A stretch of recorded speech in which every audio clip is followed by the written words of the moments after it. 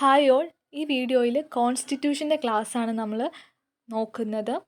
കോൺസ്റ്റിറ്റ്യൂഷൻ്റെ important ആയിട്ടുള്ള features, അതുപോലെ time line for making constitution, പിന്നെ എവിടെ നിന്നൊക്കെയാണ് കോൺസ്റ്റിറ്റ്യൂഷൻ്റെ ഭാഗങ്ങൾ എടുത്തിട്ടുള്ളത്, ഈ കാര്യങ്ങളാണ് നമ്മൾ ഈ വീഡിയോയിൽ നോക്കുന്നത്. Constitution of India. It is the supreme law of India and it's the longest and largest written constitution in the world. ലോകത്തെ ഏറ്റവും നീളം കൂടിയതും വലുതുമായിട്ടുള്ള റിട്ടൺ കോൺസ്റ്റിറ്റ്യൂഷനാണ് ഇന്ത്യയുടേത്. അതുപോലെ തന്നെ ഇറ്റ് സോവറീനാണ്, ഡെമോക്രാറ്റിക് റിപ്പബ്ലിക്. ആൻഡ് കോൺസ്റ്റിറ്റ്യൂഷൻ എങ്ങനെയാണ്? പാർട്ട്ലി റിജിഡും പാർട്ട്ലി ഫ്ലെക്സിബിളുമാണ്. ഇതിൽ ഫണ്ടമെൻ്റൽ റൈറ്റ്സ് ഉണ്ട്, ഫണ്ടമെൻ്റൽ ഡ്യൂട്ടീസ് ഉണ്ട്, ഇൻഡിപെൻഡൻറ്റ് ജുഡീഷ്യറി, അതുപോലെ സിംഗിൾ സിറ്റിസൺഷിപ്പാണ് നമ്മുടെ കോൺസ്റ്റിറ്റ്യൂഷൻ ഗ്രാൻഡ് ചെയ്യുന്നത്. അടുത്തത് യൂണിവേഴ്സൽ അഡൾട്ട് ഫ്രാഞ്ചൈസ്, അതായത് വോട്ടിംഗ് റൈറ്റ് 21 നിന്നും 18 വയസ്സായിട്ട് കുറച്ചു. അതാണ് universal adult franchise. And chairman of drafting committee doctor BR Ambedkar ആണ്. കോൺസ്റ്റിറ്റ്യൂഷൻ അഡോപ്റ്റ് ചെയ്തത് 1949 നവംബർ 26-നാണ്. പക്ഷെ അത് കം ഓൺ ഫോഴ്സ് 26 ജാനുവരി 1950. ഈ കോൺസ്റ്റിറ്റ്യൂഷൻ എന്തിനാണ് റീപ്ലേസ് ചെയ്തത്? Replaced government of India act 1935. അടുത്തത് sovereign. It's a freedom from all foreign control. എല്ലാ വിദേശ ശക്തികളിൽ നിന്നും അല്ലെങ്കിൽ അവരുടെ കൺട്രോളിൽ നിന്നുമുള്ള ഫ്രീഡമാണ് സോവറീൻ എന്ന് ഉദ്ദേശിക്കുന്നത്. അടുത്തത് secular. It's a non discrimination on grounds of religion or caste. അപ്പോൾ മതത്തിൻ്റെയോ ജാതിയുടെയോ അടിസ്ഥാനത്തിൽ ആരെയും ഡിസ്ക്രിമിനേറ്റ് ചെയ്യാൻ പറ്റില്ല.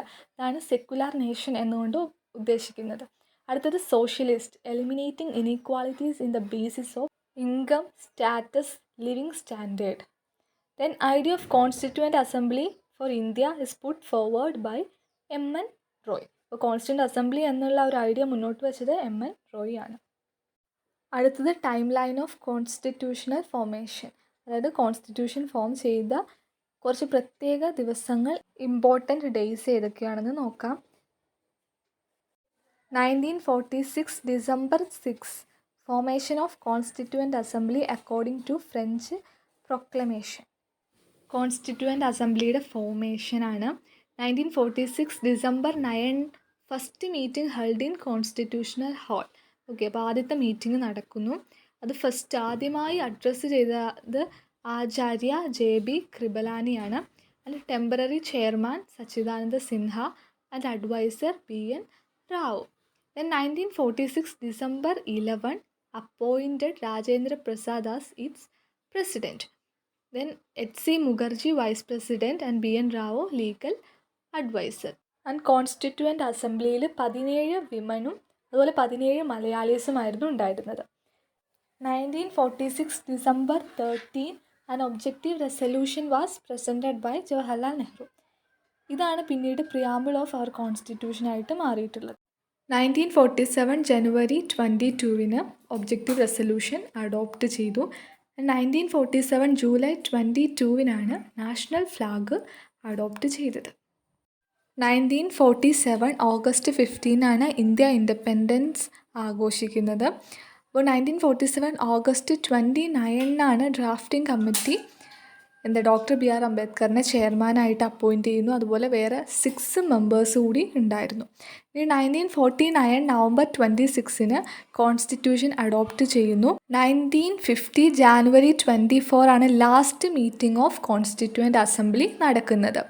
ഇതിൽ കോൺസ്റ്റിറ്റ്യൂഷൻ പ്രിപ്പയർ ചെയ്ത് കഴിഞ്ഞപ്പോൾ ആകെ 395 ആർട്ടിക്കിളുകൾ, 8 ഷെഡ്യൂൾസും 22 പാർട്സുമായിരുന്നു കോൺസ്റ്റിറ്റ്യൂഷനിൽ ഉണ്ടായിരുന്നത്.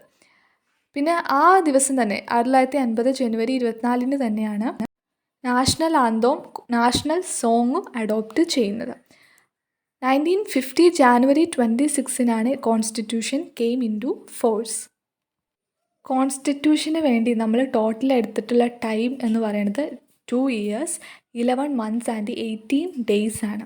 അതുപോലെ 11 സെഷൻസ് ആയിരുന്നു നടന്നിട്ടുള്ളത് കോൺസ്റ്റിറ്റ്യൂവൻ്റ് അസംബ്ലി.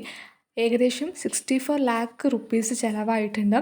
അതുപോലെ ജനറൽ ഇലക്ഷൻ നടക്കുന്നത് 1951 1952 and now 448 articles, 25 parts and 12 schedules ആണ് ഉള്ളത്. പിന്നെ കോൺസ്റ്റിറ്റ്യൂഷൻ ടോട്ടൽ ഹാൻഡ് റിട്ടൺ ചെയ്തിട്ടുള്ള വ്യക്തിയുടെ പേരാണ് പ്രേം ബെഹാരി നരൈൻ റൈസാദ. ഓക്കെ, അപ്പോൾ ഇത്തരം കാര്യങ്ങളാണ് നമ്മൾ ഈ ഒരു വീഡിയോയിൽ പറയുന്നത്.